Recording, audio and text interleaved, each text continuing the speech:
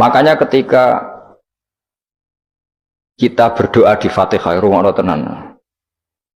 Ketika kita doa di Fatihah seperti ihdinas siratal mustaqim iku siratal ladzina an'amta 'alaihim. Mestinya normalnya kan tunjukkan kami jalan yang lurus yaitu siratoka, jalan engkau ya Allah. Itu tidak seperti itu, tapi siratal ladzina an'amta 'alaihim, jalannya mereka yang telah engkau beri nikmat. Karena manusia enggak mungkin niru Allah langsung, mergo Allah itu mboten apa? Mangan mboten. Artinya kita ini bisanya niru, ya niru wong ketemu wong, hadis ketemu hadis. Sebab itu ajane wong toreko ya ono benere ketika mengatakan wong kudu di guru. Cuma tak arani ono benere kok enggak fairnya kan kadang maknane guru itu hanya mursyid. Sebetulnya ngomongnya ndak usah seperti itu ya. Semua orang harus punya sanad. Sanad di toreko disebut mursyid, ning ilmu hadis disebut rawi, ning kepesantrenan disebut napa? Kiai atau guru.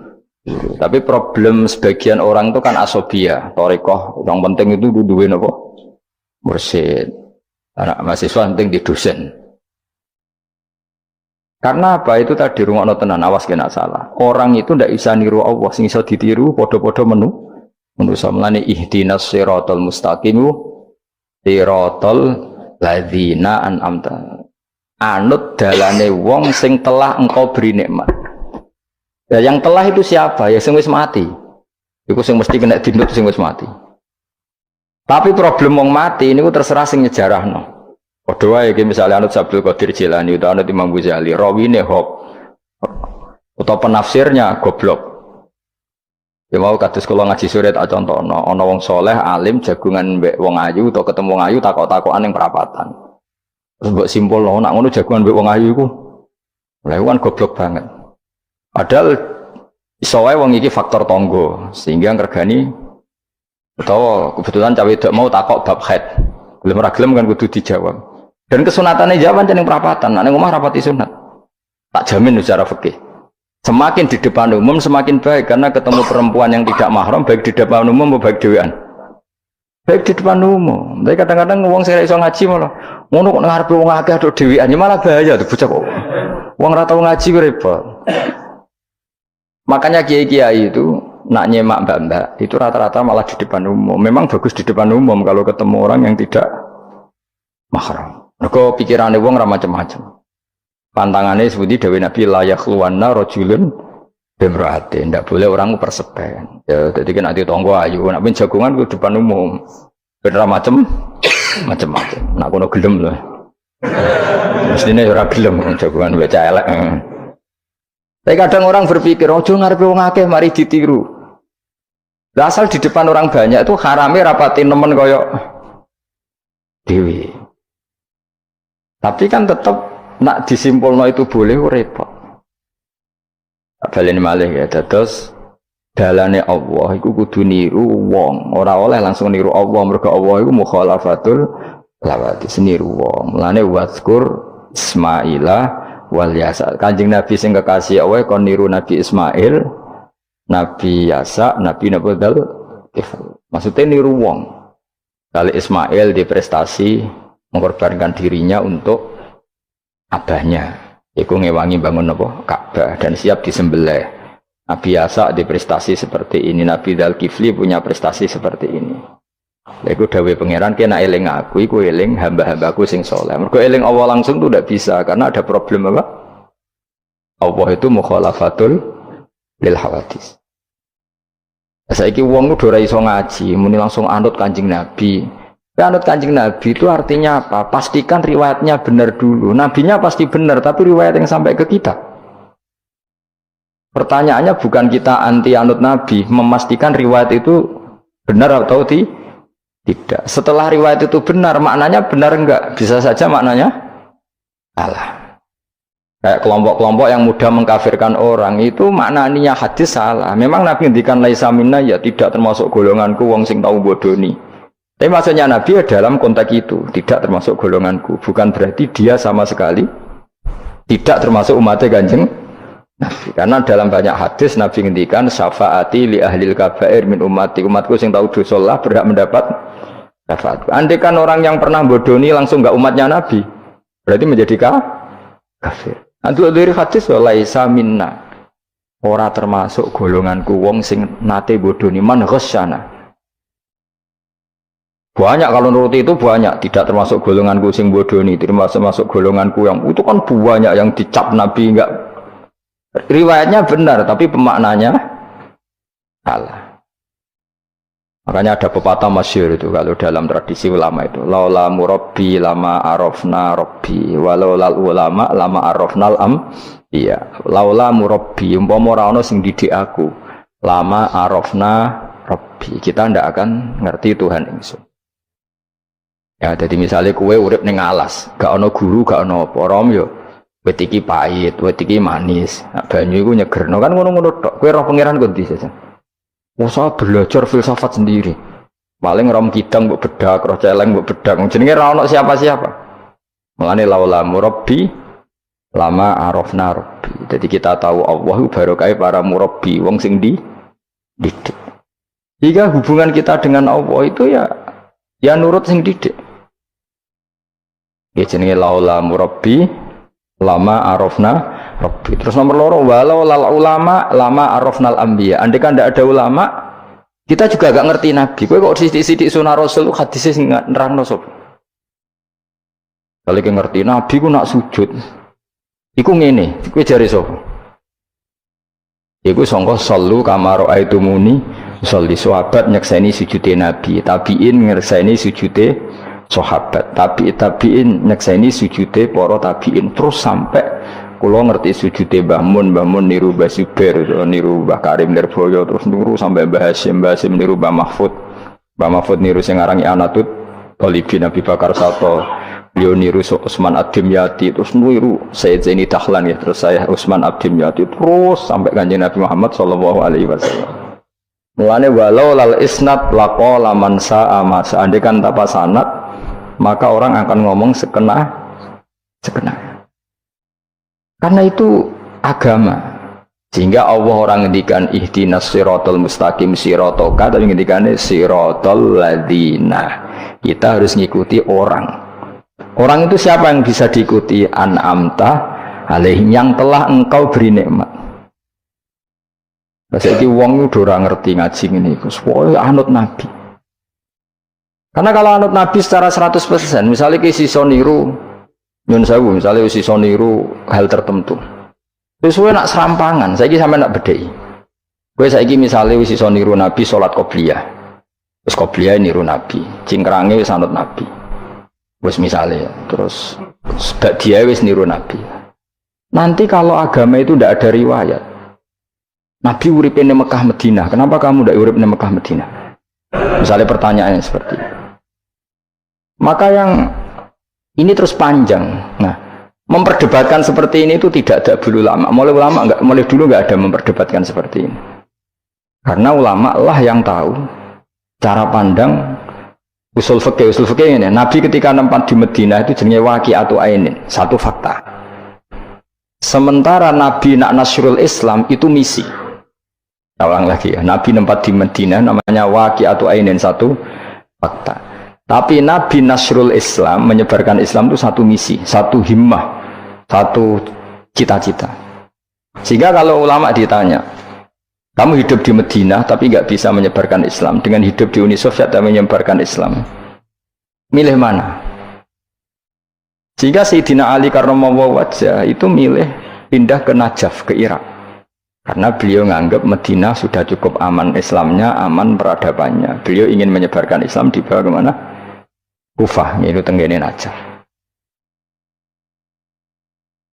Nah, tapi nggak bisa kamu katakan, Sayyidina Ali gak niru Nabi. Nabi urip di Madinah kok dia pindah. Pindah budi? Irak. Tapi karena pertanyaannya bisa dibalik. Nak tetap neng Madinah, orang Jawa nguyai segoro tahsilul asik. Karena mendakwai sesuatu yang sudah jalan. Tapi kalau ke Irak, menyebarkan agama. Waktu galeng ini, nak kue neng Papua, aku nggak masjid sebagai pendiri. Tapi nak kue neng kota, ngurmat masjid itu untuk opah, misalnya milih. Cara gue golek ridane pangeran. Nah, misalnya seperti itu. Jadi ulama usul fikih yang tahu duduk perkaranya Ya sudah, kita harus mengikuti ulama. Karena dia yang tahu, beliau-beliau ini yang tahu cara pandang. Mulane laulal ulama lama arafnal anbiya. Dulu ketika era murni itu orang sedekah itu biasa, mesti diterima.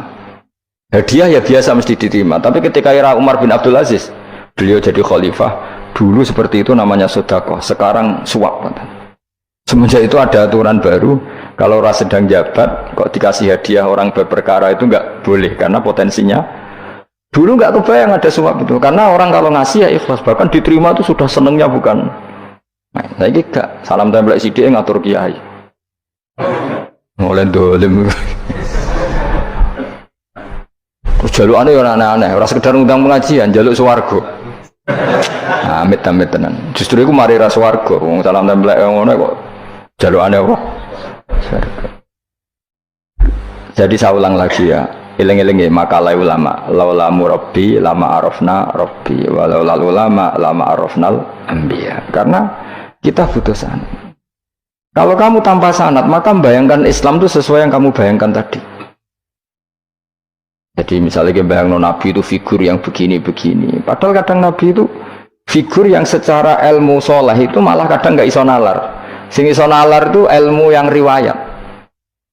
Misalnya gini, Nabi itu punya sisi unik. Kalau dahar itu di depan umum, kadang sampai di luar di depan umum.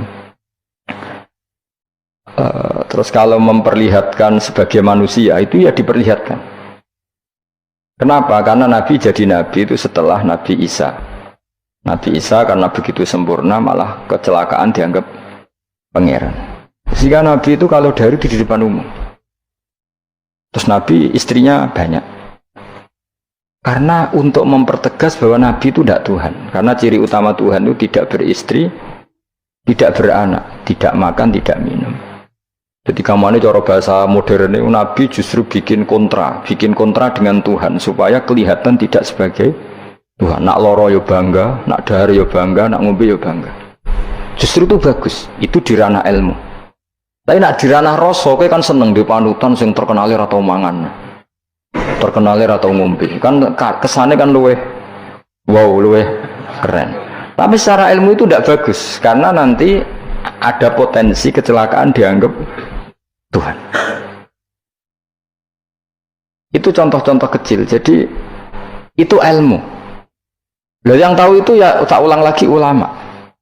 Justru Nabi ketika sakit, ketika dipanah ya luka, ketika diantemi wong kafir ya berdarah-darah, itu bagus. Orang nggak perlu memitoskan Nabi itu orang yang misalnya nak dipanah rata tegas, dibacok rapopo. Iku gak Nabi pendekar jadi paham. Jadi tapi itu secara ilmu dan sahabat nggak pernah kecewa misalnya nyon sewu Nabi dipanah kok popo ya kecewa ya seneng aja. Karena mereka diajari Nabi aku itu gak pangeran. Nah ini saya cerita, jadi andai kan agama itu tidak berdasar sanad, tidak berdasar ilmu, maka orang akan menghayalkan agama dengan pikirannya sendiri. Itu kan seperti orang idolakan Gajah Mada, wah Gajah Mada terlalu sempurna, sampai musno, jadi gak ada kuburan nih, baliknya neng langit, soalnya itu dintilah musno, terus macam-macam. Nah bayangkan kalau agama disepertikan itu, betapa bahayanya, makanya agama itu butuh apa? Sanad.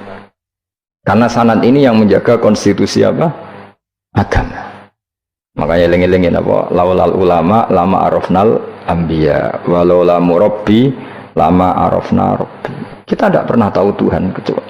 Nah maka guru ini posisinya kuat sekali. Saking kuatnya posisi guru, ya guru yang seperti ini sampai ada pepatah tadi man ta'allama bila sayhin fasehu setan. Orang belajar tanpa guru berarti gurunya itu setan. Karena ekstrimnya guru, ekstrim, orang tanpa guru itu. Nah kemudian terus mulai ada dominasi. Orang toreko hanya nganggap itu mursyid, mahasiswa hanya nganggap itu dosen misalnya. Terus di tradisi ilmu itu guru. Sebetulnya itu tidak itu semua, yaitu bagian dari itu, tapi tidak itu semua. Yang penting itu ada sanad. Jika cara pandang itu tadi, Nabi di Medina itu waqi'atu ainin, satu fakta sosial. Meskipun dengan segala fadhailul Madinah, tetap itu satu fakta sosial. Bukannya Rasulullah terbanyak hidup di Kufah. Mulai Sayyid alim-alim di Kufah, setelah itu pindah ke Yaman. Apakah pindah ke Yaman itu berarti meninggalkan tempat gaya Rasulullah? Tidak seperti itu. Tapi ciri utama Nabi itu dakwah dan nasrul ilm. Dan yang butuh zaman itu Yaman ya ke Yaman, yang butuh itu ke Indonesia ya ke Indonesia. Nah, andai kan sunnah Rasul dimaknai secara sepihak, kudu urip ning Madinah. Berarti orang Islam sekali gak ning Madinah gak dianggap sunnah Rasul. Wah, kan terus panjang jadinya. Makanya terus ada ilmu, yaitu namanya usul fikih. Usul fikih itu yang ngatur itu semua, yang bisa menganalisis. Caranya gampang saja. Zaman Nabi Sugeng itu sudah nyuruh Sayyidina Ali ke Yaman, disuruh dakwah ke Yaman. Beberapa sahabat disuruh ke daerah-daerah terpencil. Artinya apa? Andai kan yang ditempati Nabi Madinah itu jadi sentral, harus orang di Madinah, Nabi tidak akan menyuruh orang keluar dari. Tapi nyatanya mereka disuruh keluar demi kepentingan dakwah. Berarti keluar dari Madinah itu bukan meninggalkan sunnah Rasul. Akhirnya terus jadi ilmu. Makanya terus dibedakan mana waqi'atu ainin, mana yang misi. Tentu didahulukan apa, misi atau himmah. Jadi itu harus ada ilmunya, memang seperti itu. Misalnya termasuk yang paling terkenal saya contohkan berkali-kali, Nabi itu kalau sedekah ya pakai tamar, kalau uang ya pakai dinar. Tapi ilmu kita tahu maknanya itu adalah alat tukar. Hingga di Indonesia kita sedekah pakai rupiah. Kalau Nabi pakai tamar, kita ganti beras karena maknanya kut, makanan pokok. Oh kok pepeh niru Nabi. Lagi niru Nabi saiki berarti sedekah rupiah gak niru Nabi. Nabi gak pernah sedekah pakai rupiah, tapi pakai apa? Dinar. Nah itu terus ada ilmunya. Yaitu disebut ada ilmu waqi'atu ainin. Kebetulan Nabi orang Mekah, maka sedekahnya pakai dinar. Di era itu orang Mekah seringnya dahar kurma. Terus itu semua dimaknani kut sama alat tukar, apa? Kut sama alat tukar. Sekarang alat tukar rupiah ya berarti sedekahnya rupiah. Kalau zakatnya dulu makanan pokok di Mekah, ya kita zakat pakai makanan pokok di Indonesia, maknanya beras. Itu ya ulama lagi yang tahu, itu ulama. Lane lengi-lengi ihdinas siratal mustaqim, siratal ladzina, jalannya mereka yang telah engkau beri nikmat.